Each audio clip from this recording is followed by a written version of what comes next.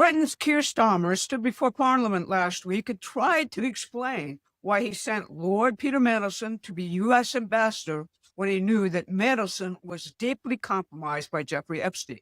It didn't work. The media are now calling Starmer a dead man walking. And you can see how damaging this is by how desperately the city is trying to make it go away. They sent out the discredited MI6 spy, Christopher Steele, to claim that the whole Epstein network was actually a Russian intelligence operation. The same Christopher Steele, who gave us the debunked Russia dossier, is now telling us that the City of London's dirty laundry is actually Putin's fault. They're running the same play they ran in 2016. But the real problem is the United States, where Donald Trump keeps adding pieces to his American system economic revolution.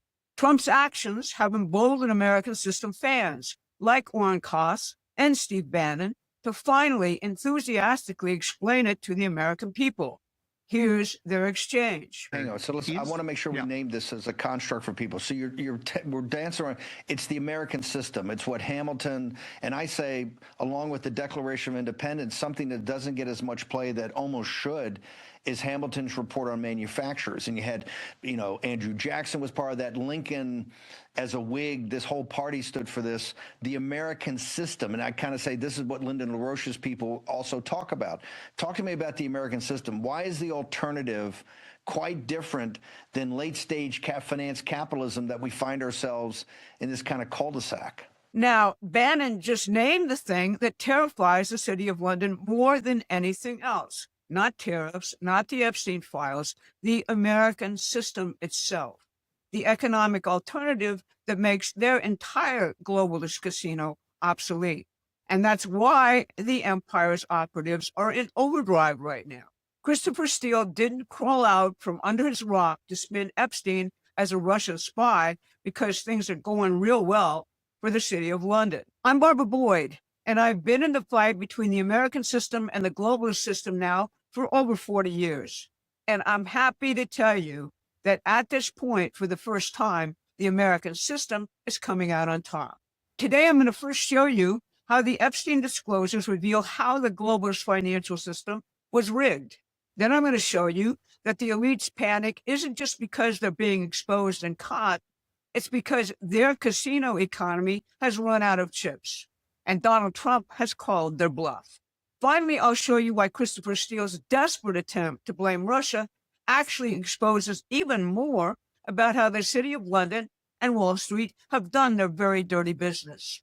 So if you're up for the ride, please like and share this video. It increases our reach on YouTube. Lord Peter Mandelson was called the Prince of Darkness in British circles. That's because he engineered the career of Tony Blair and what the British Labour Party calls New Labour, i.e. globalization. Like Bill Clinton in the US, it was a con job, feigning concern to the lower classes while giving the elites and the banks free rein. Mandelson was the satanic brain behind many of the Anglo-American schemes, breathing life into what they called the rules-based order. To recap, the recent Epstein release shows Mandelson trading deep insider financial information with Epstein from 10 Downing Street during the 2008 financial collapse. The documents suggest they are managing the crisis itself, seeking maximum profit for themselves and their network after their practices led, after all, to that very financial collapse. For example, Mandelson counsels Epstein that Jamie Dimon of JP Morgan Chase should, quote, mildly threaten the British Chancellor of the Exchequer over the bonus tax the British government imposed on bankers' bonuses. You see, the bankers were still frantically claiming their bonuses after they caused the collapse. Dimon followed through and threatened per Mandelson's advice. In France, the latest Epstein files confirm an extremely close relationship between the French-German head of the Edmond de Rothschild group, Ariane de Rothschild, and convicted sex offender Jeffrey Epstein. That's one of the largest and most significant banks in the world. From 2013 until his death in 2019, Epstein acted as an unofficial advisor to the Switzerland-based bank. When the bank came under U.S. DOJ investigation for money laundering, Epstein arranged a sweetheart deal through his close confidant, Catherine Rumler, Barack Obama's former White House lawyer. Then there's the current CEO and president of the World Economic Forum, Borge Brendi. Forbes tells us that his Epstein relationship has led to an internal investigation and a possible fight for control of the World Economic Forum with the founder, Klaus Schwab. Schwab himself, of course, had to resign because of sexual and financial scandal. Alex Craner has a very insightful piece about all of this. You should read it. He documents how the public operatives for London's rules-based order are vetted and picked. They are all deeply flawed. Their flaws are well known so that they can be controlled by the individuals and institutions behind the public show. Now, as if by divine force, the covers have been ripped off, and the men and women behind the curtain can now start to be exposed. Now, most American commentators can't make sense of what's happening here because they focus only on the domestic side of the equation. They miss the British chessboard entirely, the City of London, British intelligence, the offshore financial system, the royalty. That's the fight we've been tracking at Promethean Action for decades. It's what makes our coverage very different. And if you want to see the world that most people don't even think exists, subscribe to our free newsletter. The link is in the description. But the real bigger truth here is that Donald Trump has called all their bluffs. Before Oren went on Bannon to be cross-examined about Trump's American system of economics, he wrote an article in the New York Times calling out Wall Street and the City of London for the financialization schemes and crimes through which they have looted our economy. It's titled, "The Finance Industry is Gripped. It's time to start treating it that way." He says his original title was How to Save Capitalism from the Capitalists. Here's a couple of his money quotes. In a financialized economy, businesses become mere sources of cash, assets to be manipulated and then operated for maximum investor returns. Workers become just another cost, like lumber. Customers are just revenue streams to be tapped.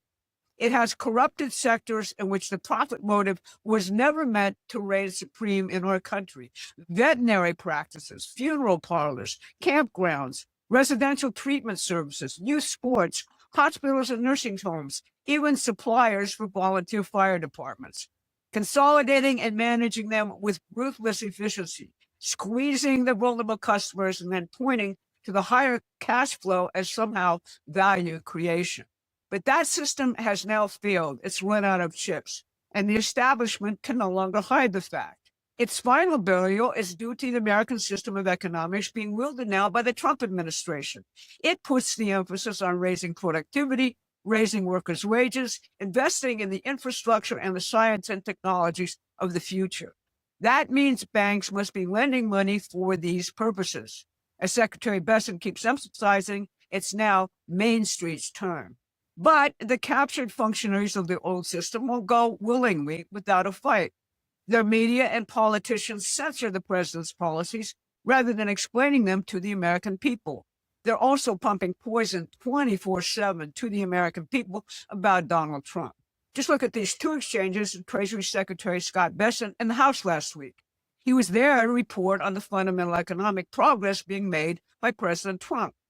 When the Treasury Secretary began to document the impact of illegal immigration on housing supply and costs, Ranking Member Maxine Waters called for him to be, quote, shut him up.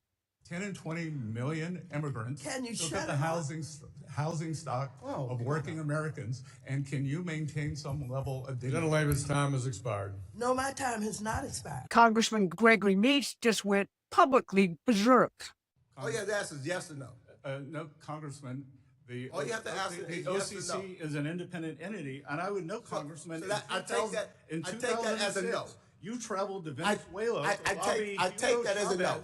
On behalf of So just as the globalist elite crashes in London, out trots disgraced MI6 fabricator Christopher Steele to attempt to make it all go away.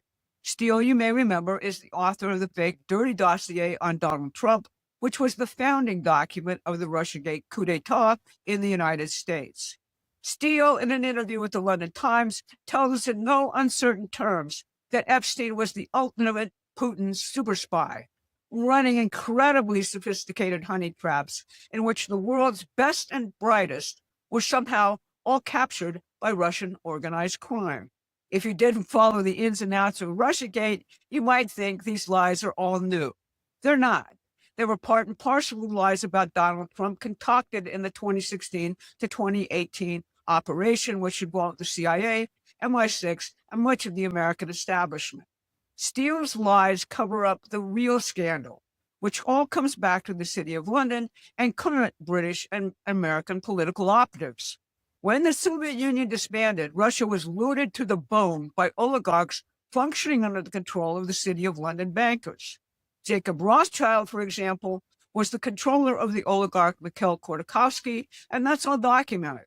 Russian organized crime provided huge chunks of the looted revenue flow into the City of London banking center, as well as the New York Fed. Many believe that without it, the City of London bankers would not have survived the 90s. When Putin came to power, he ended much of that. But the dirty money flows from Russian organized crime continued into London's bank and offshore havens. 4 years ago, Chatham House, the think tank for British secret intelligence, claimed that it was finally shutting down what they admitted was Russia's London money laundering.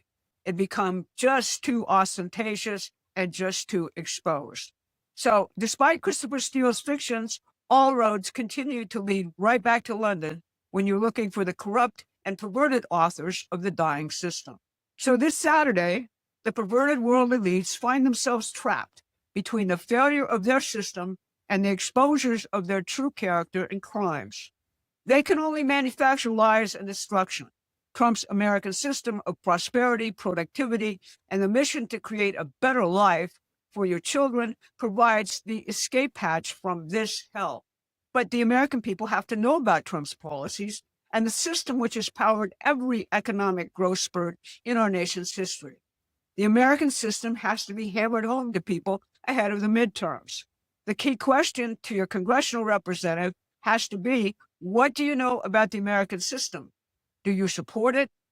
That's how you should determine your vote. That educational mission is what Promethean Action has adopted as our most urgent task. You can support us by subscribing to our newsletter and joining our community. The link is in the description. Thanks so much for listening.